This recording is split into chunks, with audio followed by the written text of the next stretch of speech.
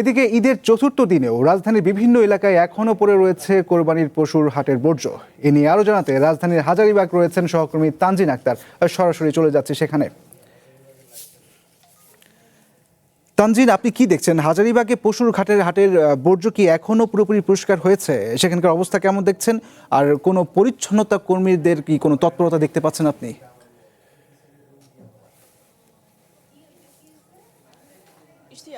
শুরুতে একটু বলি যে যখন আমরা হাজারীবাগের দিকে আসছিলাম বেশ কয়েকটি জায়গাতে আমরা দেখেছি যে কোরবানির পশুর জন্য যে হাট বসানো হয়েছিল সেখানে যে বাঁশ বা পশুদেরকে রাখার জন্য যে স্তূপ জায়গাগুলো ছিল সেখানকার অবস্থা এখনও আগের মতো রয়েছে। সেখানে কিন্তু কোনো ধরনের আমরা তেমন পরিষ্কার করার যে তৎপরতা সেটি আমাদের চোখে পড়েনি।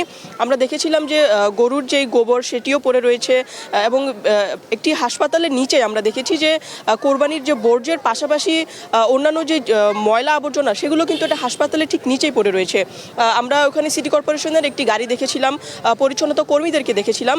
আমাদেরকে দেখে কিন্তু তারা কিছুটা রাগঢাক দেওয়ার চেষ্টা করছিলেন, কিন্তু আমরা দেখেছি যে রাস্তাগুলোতে আসলে কিভাবে ময়লা আবর্জনা পড়ে রয়েছে।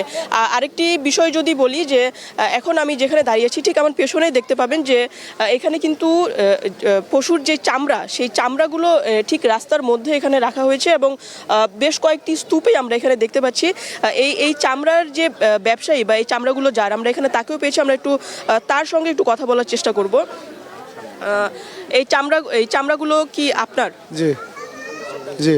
এই চামড়াগুলো এখানে রেখেছেন কয়দিন ধরে আছে বা আদৌ কখন আপনারা এই সরাবেন? আজকে নিয়ে যাব। আর মালটা এলাকার অনুমতি নিয়েছি, নিয়ে লাগাইছি রাস্তা খালি জায়গা এটা। এবার মালটা তো বাঁচাইতে হবে।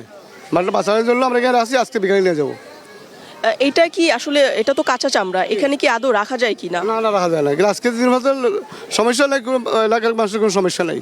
এক্সট্রা খালি জায়গা আছে আমাদের এই এলাকায়, এই হিসাবে রাখছি আমরা। এলাকার মানুষের সঙ্গে আপনারা কথা বলেছিলেন? কথা বলছি আমরা, এদের অনুমতি নিয়ে আমরা লাগাইছি। অনেক জায়গা খালি জায়গা, এই জায়গাটা আমরা এলাকায় আসছি, খালি জায়গা আসছি, কোনো আপদ বিপদ খাস খাওয়ার জন্য রাখছি এটা আমরা। এই জন্য কোনো সমস্যা নেই এখন। যেমনটি শুনছিলেন ইশতিয়াক যে এখানে যে চামড়া যে রাখা হয়েছে এলাকাবাসীদের, এখানে তারা বলছেন যারা আসলে চামড়া রেখেছেন যে এলাকাবাসীর কোনো তেমন সমস্যা হচ্ছে না। এখানে চামড়ার পাশাপাশি আমরা আসার সময় আরেকটি জিনিসও দেখেছি যে কোরবানির পশুর যেই চর্বিগুলো রয়েছে সেই চর্বিও আমরা দেখেছিলাম। এখানে চর্বিগুলোকে যে পোড়ানো হচ্ছে এবং তারপরে সেখান থেকে তেল বের করা হচ্ছে। ঠিক হাজারীবাগে আমরা এই চিত্রটিও দেখেছি। তো কোরবানির বর্জ্যের পাশাপাশি গরুর হাটের বর্জ্য, চামড়া এবং যে পশুর যে তেল চর্বি থেকে তেল বের করা সব কিছুই হাজারীবাগে এসে আমরা এখানে দেখেছি। বলা চলে যে সিটি কর্পোরেশন এখানে তেমন একটি তৎপরতা দেখাননি বা রাস্তায় এখনও ময়লা রয়ে গিয়েছে। ইশতিয়াক, ধন্যবাদ তানজিন।